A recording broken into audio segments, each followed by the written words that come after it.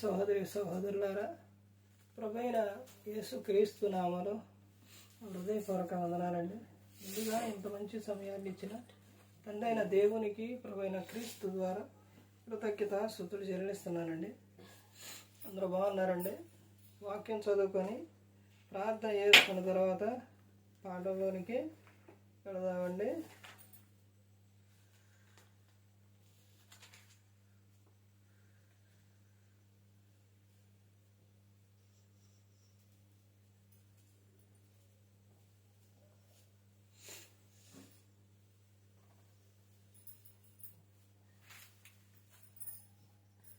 లూకా గారు రాసిన సువార్త 9వ అధ్యాయం 33వ వచనం. లూకా గారు రాసిన సువార్త 9వ అధ్యాయం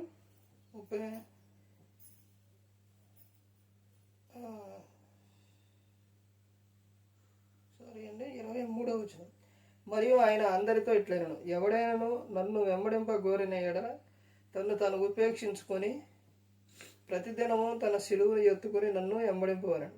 తన ప్రాణమును రక్షించుకున్న గోరువాడు దానిని పోగొట్టుకును. నా నిమిత్తము తన ప్రాణమును పోగొట్టుకున్నవాడు దానిని రక్షించుకును. ఒకడు లోకమంతియు సంపాదించి తాను పోగొట్టుకుని ఎడల లేక నష్టపరుచుకుని ఎడల వానికి ఏమి ప్రయోజనం? ప్రార్థన చేసుకున్నాను. పరలోకమందున మా తండ్రి, పరిశుద్ధ ప్రేమ గల తండ్రి, గొప్ప తండ్రి, యెహోవా తండ్రి, మీ ప్రియ కుమారుడు యేసుక్రీస్తు ప్రభువారి ద్వారా కృతజ్ఞత స్తుతులు చెల్లిస్తున్నాము నాయన. ఈ రాత్రి వేళ తండ్రి మా అందరితో మాట్లాడమని మా ప్రభు అయిన యేసుక్రీస్తు నామమున వేడుకుంటున్నాం తండ్రి, ఆమేన్. ప్రభు అయిన యేసుక్రీస్తు నామములో హృదయపూర్వక వందనాలండి. దేవుని కుమారుడు యేసుక్రీస్తు ప్రభువారి లోకానికి వచ్చిన తర్వాత పరలోక రాజ్యం సమీపిస్తుంది కనుక మారు మనసు పొందమని ప్రకటింప మొదలుపెట్టారు. అంశం, పాఠం పేరు ప్రాణం. పాఠం పేరేంటి? ప్రాణం. పాఠం పేరే ప్రాణం. ఈ ప్రాణానికి ఉన్న అర్థం, ప్రాణానికి ఉన్న విలువ, ప్రాణం గురించి గ్రంథం ఏం చెబుతుంది? ఒక పాఠం పేరు, ఒక పేరు తీసుకున్నామంటే దాని మీదే వెళ్ళాలి. ప్రాణం. యేసుక్రీస్తు ప్రభువారు ప్రాణం గురించి స్పష్టంగా గ్రంథంలో చెప్పి ఉన్నారు. అలాగే ప్రతి ఒక్కరు కూడా గమనించుకోవాల్సిన విషయం ఏంటంటే, తల్లి గర్భంగా పిండంగా ఏర్పడ్డ తర్వాత ఇక మరలా ఆత్మ అనేది చనిపోదు. ఇక్కడ గ్రంథం ఏం చెబుతుందనంటే చూడండి, లూకా గారు రాసిన సువార్త 9వ అధ్యాయం 23వ వచనంలో, మరియు ఆయన అందరితో ఇట్లనెను, ఎవడైనను నన్ను వెంబడింపగోరిన ఎడల తన్ను తాను ఉపేక్షించుకొని ఏం చేయాలంట? తన్ను తాను ఉపేక్షించుకోవాలి. క్రీస్తు కోసమే బ్రతకాలి. క్రీస్తే ఆలోచన, క్రీస్తు కోసమే అన్నీ కూడా. తన్ను తాను ఏం చేయాలంట? ఉపేక్షించుకొని ప్రతిదినము, అక్కడే చెబుతున్నారు ఏమని, ప్రతిదినము తన సిలువను ఎత్తుకొని నన్ను వెంబడింపవలెను. ప్రతిదినము కూడా, ఒక రోజు కాదు, 2 రోజులు కాదు, ప్రతి దినం. క్రైస్తవుడు క్రీస్తుని నమ్ముకున్న తర్వాత ఒకరోజు కాదండి, ప్రతి దినము పరిశుద్ధంగా జీవించాలి.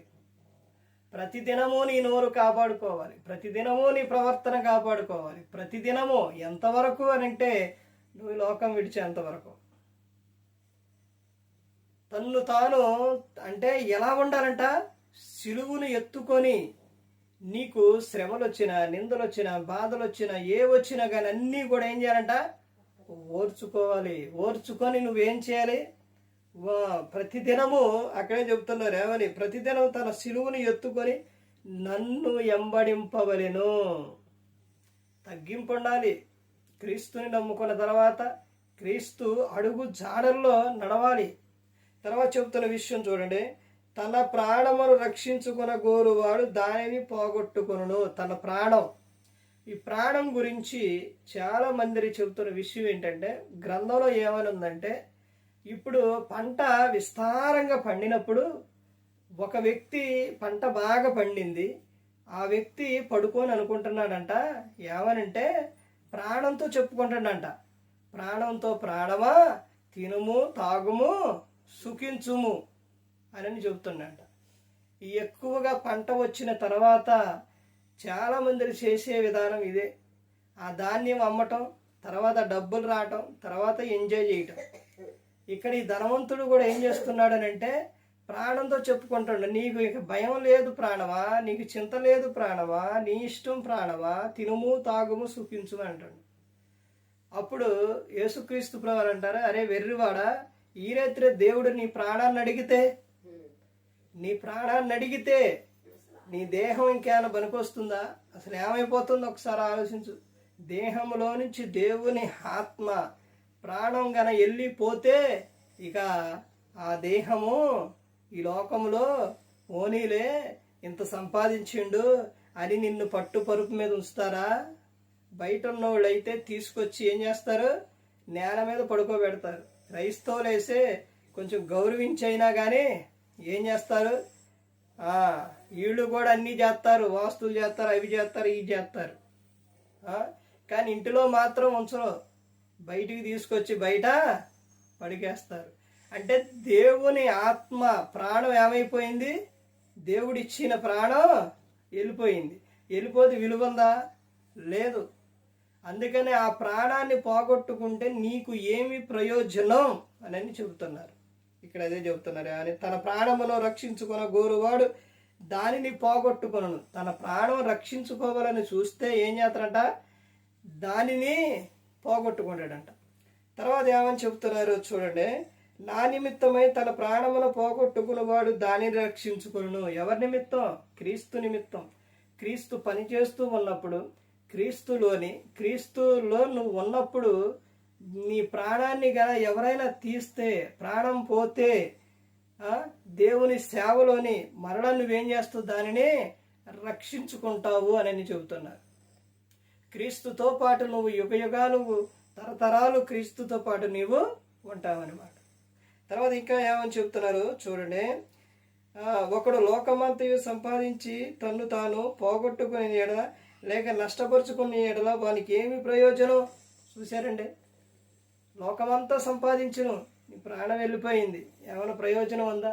నీ దేహంలో ప్రాణం ఉన్నప్పుడే, అంటే ఆత్మ ఉన్నప్పుడే క్రీస్తు కోసం నువ్వు బ్రతకాలి. క్రీస్తు కోసం బ్రతకాలండి. యేసుక్రీస్తు ప్రభువారు చెప్పినట్టు ఎవరికైనా కానీ ఏం చేయాలి, సహాయం అనేది మనం చేయాలి. మత్తయి సువార్త 25వ అధ్యాయంలో అక్కడ యేసుక్రీస్తు ప్రభువారు చెబుతారు, ఆశీర్వదింపబడిన వారు ఎవరు అని అంటే, ఆకలి కొన్న వారికి ఆకలి, దాహం వేసిన వారికి దాహం, వస్త్రాలు లేని వారికి వస్త్రాలు, బాధల్లో ఉన్నప్పుడు వారిని ఓదార్చడం, తర్వాత శరసాల్లో ఉన్నప్పుడు చూడడం, ఇవన్నీ కూడా చేసినప్పుడు ఒకరికైనా చేస్తే వాళ్ళు ఎవరంట, ఆశీర్వదింపబడిన వారంట.